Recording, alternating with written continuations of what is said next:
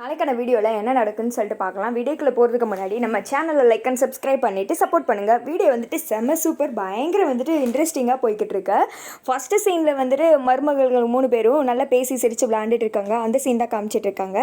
சமையல் கட்டில் நின்று 4 பேருமே பேசிகிட்டு இருக்காங்க. அப்போ ஹேமா தெரியாமல் சுடு பாத்திரத்தில் கை வச்சிடறாங்க. அம்மா அப்படின்னு சொல்லிட்டு கத்த, ஐயோ ஹேமா பார்த்து, நீ வேற இப்போ மாசமாக இருக்க, இப்போ தான் நீ வந்துட்டு பயங்கர கேர்ஃபுல்லாக இருக்கணும், நீ இந்த வேலையெல்லாம் பார்க்க வேணாம், உனக்கு பதில் எல்லாத்தையும் நாங்கள் பார்த்துக்குறோம், நீ சும்மா இருந்தால் போதும் அப்படின்ற மாதிரி சொல்ல. சரிக்கா. ஆமாம், நாளைக்கு ஃபங்க்ஷனில் எனக்கு ரொம்ப எக்ஸைட்மெண்ட்டாக இருக்குது, எப்படி நடக்க போகுது என்ன ஏதுன்னு அப்படின்ற மாதிரி சொல்ல.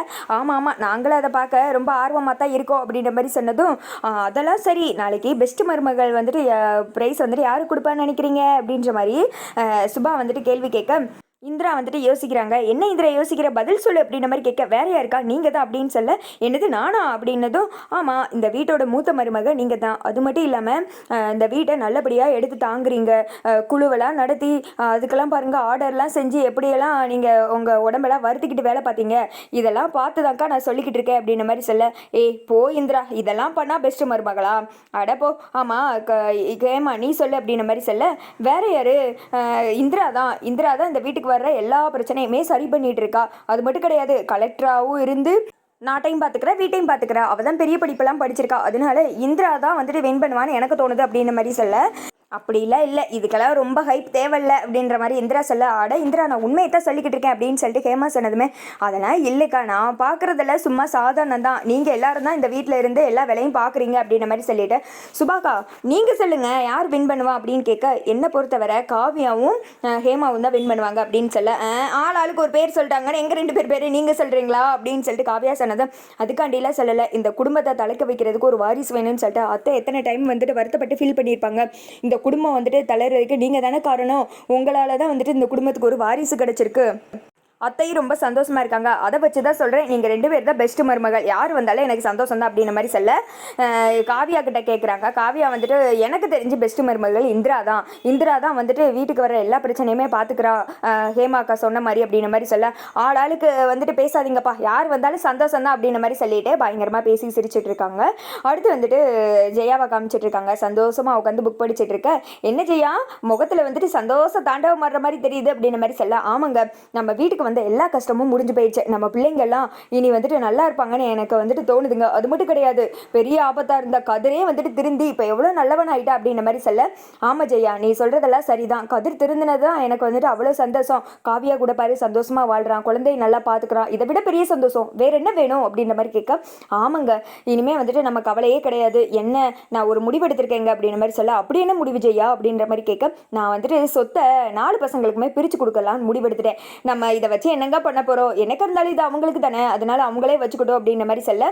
எனக்கு ஒரு பிரச்சனை இல்லை, அவங்களுக்கு பிரிச்சு கொடுத்துரு, எல்லாருமே எல்லாரும் கூட சந்தோஷமா இருக்காங்க, ஆனா இந்த இந்திரா தான் பாவம் தனியா இருக்கா அப்படின்ற மாதிரி சொல்ல. என்னங்க நீங்கள் இப்படி சொல்லிட்டீங்க, அவங்க என்ன எப்போவுமே தனியாக இருக்க போகிறாங்க, அவன் அந்த சிங்கப்பூர் ப்ராஜெக்ட் முடிஞ்சது இங்கே தானே வரப்போகிறான், இந்திரா நல்ல பொண்ணு அதெல்லாம் புரிஞ்சுக்கிடுவா, மனசில் நினைக்க மாட்டா அப்படின்ற மாதிரி அதை சொல்ல. நீயே சொல்லிட்டேல அதுக்கு என்ன செய்யா, எனக்கு எந்த ஆட்சேபனையும் கிடையாது, நீ சொத்தை பிரித்து கொடுக்கலாம்ப்பா அப்படின்ற மாதிரி சொல்ல. ஆமாங்க அதுக்கான ஏற்பாடுகளை பார்க்கணும் அப்படின்ற மாதிரி சொல்லிட்டு இருக்காங்க. அடுத்த நாள் காலையில் வந்துட்டு எல்லாருமே ஃபங்க்ஷனுக்கு ரெடி ஆகிடுறாங்க. ஜெயாவும் ராமச்சந்திரனும் பேசிட்டு வர, டேய் வெற்றி உன்னை இந்த மாதிரி வேலைலாம் பார்க்க வேணான்னு சொல்லி சொன்னல, இங்கே வாங்கடா அப்படின்னு சொல்ல. கதிர் வெற்றி வர்றாங்க. இங்கே பாருங்க 4 மருமகளை நீங்கள் தான் பார்த்து அவங்க அங்க போய் எந்த வேலையும் செய்யக்கூடாது அப்படின்ற மாதிரி சொல்ல. அம்மா நீங்க வேறையா, அப்பா அதெல்லாம் ஏற்கனவே சொல்லிட்டாரு அப்படின்னு சொல்லிட்டு கதிர் சொல்ல. என்னங்க சொல்லிட்டீங்களா அப்படின்ற மாதிரி கேட்க. ஆமாம்மா நீ தானே சொன்ன இது நான் எடுத்து நடத்துகிற ஃபங்க்ஷன், யாருமே எந்த வேலையும் செய்யக்கூடாது அப்படின்னு சொல்லிட்டு அப்படின்னதும், ஆமாங்க அவங்க இந்த குடும்பத்துக்காக ரொம்ப உழைக்கிறாங்க, பசங்க ஆஃபீஸில் உழைச்சாங்கன்னா அவங்களுக்காக இங்கே வீட்டில் இவங்க உழைக்கிறாங்க, அதனால அவங்கள நான் சந்தோஷப்படுத்துன்னு நினைக்கிறேன், அவங்க எந்த வேலையுமே பண்ணக்கூடாது அவ்வளோதான் அப்படின்ற மாதிரி சொல்ல. அதெல்லாம் பார்த்துக்குருவாங்க அப்படின்ற மாதிரி சொல்லிட்டு கேட்ரிங் எல்லாரும் பார்த்துக்கோங்க அப்படின்னு சொல்லிட்டு ஜெயா இங்கே வேலை சொல்லிக்கிட்டு இருக்கா. அந்த சைடு ராகினி யாரையோ வாசலே நின்று பார்த்துட்டு இருக்காங்க. ராகினி இங்க வா அப்படின்னு சொல்ல, இதை வர்றேங்க அப்படின்னு சொல்லிட்டு ராகினி பக்கத்துல வர்றாங்க. இங்கே எல்லாரும் ஃபங்க்ஷனுக்கு ரெடியாகி பார்த்துட்டு இருக்கோம், நீ என்ன வாசலையே பார்த்துட்டு இருக்க, அங்கே யார் வர்றா உனக்கு அப்படின்ற மாதிரி கேட்க. அதெல்லாம் ஒன்றும் இல்லைக்கா, கேட்ரிங்க்கெல்லாம் ஆள் வந்தாங்களான்னு பார்த்தேன், நீ தான் எல்லா வேலையும் இழுத்து போட்டு செய்கிறல, உனக்கு கொஞ்சம் ஹெல்ப்ஃபுல்லாக இருக்குல்ல அப்படின்ற மாதிரி சொல்ல. அதெல்லாம் நீ ஒன்றும் பார்க்க வேணாம், வெற்றியும் கதிரும் பார்த்துக்கிடுவாங்க, நீ போய் ரெடியாக போடி அப்படின்ற மாதிரி சொல்ல. ரெடி ஆகுறேங்க்கா, எனக்கு ஒரு 5 நிமிஷம் போதும் அப்படின்னு சொல்லிட்டு அங்கேருந்து நகண்டு போயிடுறாங்க. போயிட்டு யாருக்கோ வந்துட்டு கால் பண்ணுற மாதிரி காமிக்கிறாங்க. டேய் உங்களுக்காக எவ்வளோ நேரம் நான் வெயிட் பண்ணுறது, எப்போ வருவேன் அப்படின்ற மாதிரி கேட்க. மேடம் கொஞ்சம் எட்டி பாருங்க வந்துட்டு அப்படின்ற மாதிரி சொல்ல. ராகினி வந்துட்டு வெளியில் நிற்கிறாங்க. பார்த்தா அந்த ஜேபி கூட இருந்த ரவுடி வந்துட்டு வாரான்.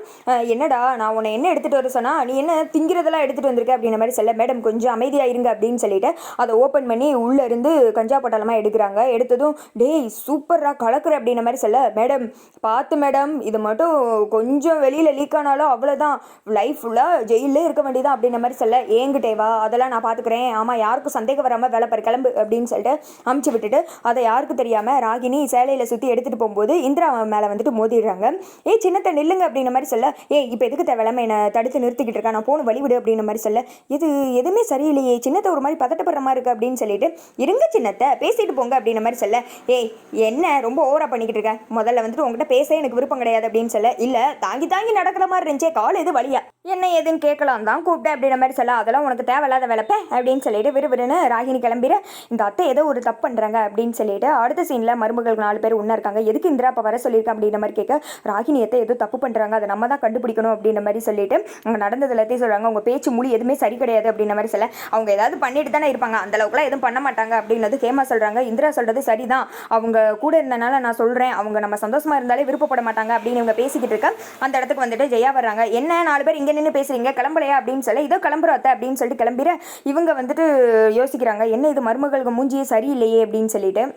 அடுத்து ராகினி அந்த ரவுடியை கூப்பிட்டு இதை எப்படி யூஸ் பண்ணுறது அப்படின்ற மாதிரி கேட்க, மேடம் இது கொஞ்சம் கலந்தா போதும், சாப்பாடு ஜூஸ் எதுலனாலும் கலந்து கொடுக்கலாம், அதுக்கு மேலே ரொம்ப கலந்தீங்கன்னா ஆளே அவுட் ஆயிரும் அப்படின்ற மாதிரி சொல்ல, இதில் இது வேற இருக்கா, சரி சரி இதை யார்ட்டையே அதை வச்சு டெஸ்ட் பண்ணி பார்க்கணுமே, நான் இப்போ ஒரு ரூமுக்குள்ளே போவேன், நீ பின்னாடியே வந்து அவளுக்கு ஜூஸ் கொடுத்துரு அப்படின்னு சொல்லிட்டு பிளானை வந்துட்டு சொல்லிட்டு இருக்க. இதை வந்துட்டு இந்திரா கேட்டுடுறாங்க, யார்கிட்ட நின்று இவ்வளோ நேரம் பேசிகிட்டு இருக்காங்க, போச்சு இது ஏதோ கண்டிப்பாக பிளான் பண்ணிடுச்சு அப்படின்னு சொல்லிட்டு பார்த்துட்டு இருக்கா. அதோட பார்த்தீங்கன்னா வீடியோ வந்துட்டு முடிஞ்சிருது.